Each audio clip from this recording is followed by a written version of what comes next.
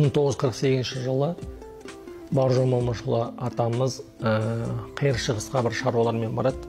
Сонда бір үлкен түрменің басшысы орыс кісі келіп, Бауыржанға: "Жолдас Момышұлы, осында қазақ халқына өте атақты бір ғұлама жатыр. Егер қаласаң кіріп амандасып шық" деген екен жаңағы. Сонда Бауыржан Момышұлы жаңағы кірдім дейді түрмеге, бір кезде бардым дейді.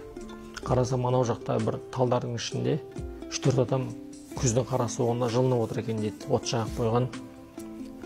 Бірден таныдым, Мағжан Жұмабаев екен дейді. Өйткені Бауыржан Момышұлы атамыз Алаш орданың ұлы тұлғаларының көбін көрген, араласқан, Оражан достың хатшысы болған бұл кісі жас кезінде. Мысалы, бәрін таниды, біразын. Сөйтіп жаңа қасына келіп, "Ассалаумағалейкум" деп амандасып едім. Бүйтіп маған ашуланып қарап, "Ей бала" деп айтты дейді. "Маған жолама, кірім жоғат саған, қарам жоғат" деп айтты дейді.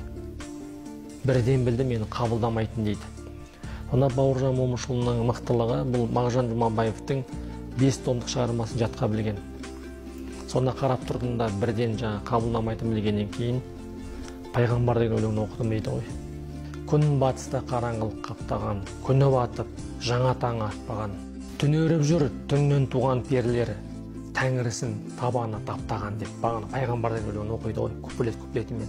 Ең соңғы куплетінде жаңағы: "Ерте күнде отты күннен ғұн туған, отты ғұннан от боп ойнап мен туғам. Жүзімді де қысық қара көзімді туа салып қанымменен мен жуғам" деп жаңағы сөйтіп оқып келген кезінде бүйтіп Мағжан Жұмабаев атамыздың жүзі жұмсара бастады дейді. Және Бауыржан Момышұлы атамыздың бір қабілеті болған, бағанағы өлеңді астынан жоғары қарай оқитын қабілеті болған. Сонда жаңа соңғы куплетінен бастап "отты ғұннан кезінде мен туғам" деген сияқты қайдадан жаңа керіс оқыған кезде күліп жіберді дейді ана кісі жаңағы.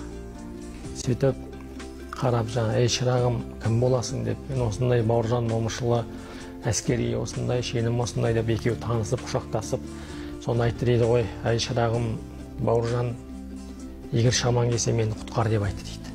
1948 жылы. Ал протокол бойынша 38-де атып жіберді Мағжанды. 38-де. Оны атты деп жаңағы қағазын шығарып, халық жау деп жоқ қылып жіберген. 48 жылы Бауыржан көріп тұрды түрмеден. "Ей шырағым, мені құтқар" дейді, "егер шамаң жетсе". Сонда Бауыржан атам айтқан екен: "Екеуміз келістік" дейді, "Мен бір аптадан келем, енді бүкіл күшімді салып сізді алып кетуге тырысамын" дедім. "Бірақ әскери адам болғаннан кейін шаруам көп болып 10 күннен кейін келдім" депті. 10 күннен кейін келіп, бағана түрменің басшысынан сұрадым дейді. "Осындай өткенде кісі қайда" деп. Сонда айтты дейді: "Ол мына жерде ана өзеннен қайықпен жаңа жүк таситын ары бері. Бір күні қайығы жаңағы аударылып құлап, суға батып жаңа қайтыс болып кетті" деп айтты дейді. "Мен бірден білдім, ол мені алдап тұрған" дейді. "Өйткені менімен бірге жаңағы байланысқа түскенін көріп, оны басқа жаққа алып кетті" деген екен. Сонда Бауыржан Момышұлы атамыздан сұрайды ғой жаңа: "Неге бұларды осылай біздің Алаш орданың болсын, сол кездегі біздің бабаларымызды неге олай жасырды" деген кезде, "Білесің ба" дейді, "олар 1000 жылда, 100 жылда бір рет туатын үлкен тұлғалар. Олардың жаңағы бастары істеген кезде оны ақылын пайдаланған сол кезде саясат.